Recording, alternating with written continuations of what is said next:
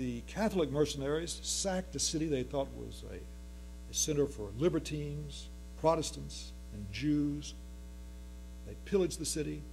They conducted atrocities for weeks on end. The city got down to something like 10,000 persons.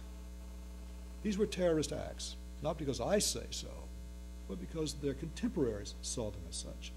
People who say they know terrorism never talk about the terrorists of the 17th century, the pirates of the Caribbean, pirates who sacked Panama, pirates who destroyed some 600 settlements that stopped hundreds and hundreds of caravans and ships bound from the Spanish Main. They set up their own kingdoms. They had written constitutions. They referred to pirate sovereignty. They had rules for sharing booty. They thought of themselves as independent kingdoms and had judges, their own judges, and conducted trials. But they were terrorists. And they were known to be terrorists by those states in Europe who gave them birth, who used them against their adversaries, and who, when the constitutional order changed in the next century, destroyed them. That century saw colonial states, what are sometimes called territorial states, but they too had their own terrorists. In this country, they used Native Americans, the Algonquin and the Iroquois, who conducted savage massacres against colonists. The Barbary pirates were a notable feature of 18th century terrorism. The second largest item in John Adams' budget was the money we paid to buy off the Barbary pirates. People who say they know terrorism don't even talk about 19th century terrorists, the anarchists.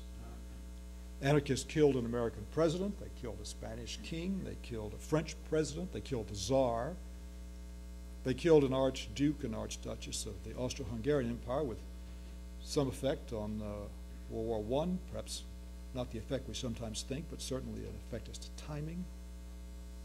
Well, what happened to them? Where are they?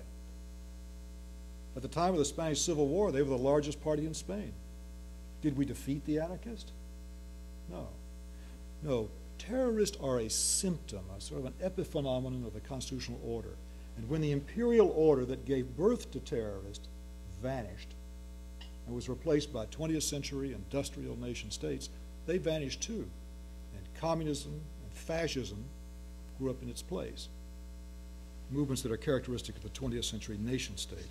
I believe that we are in the midst of a transition ourselves to a state that is more devolved, more decentralized, that outsources and privatizes, that is networked and is global.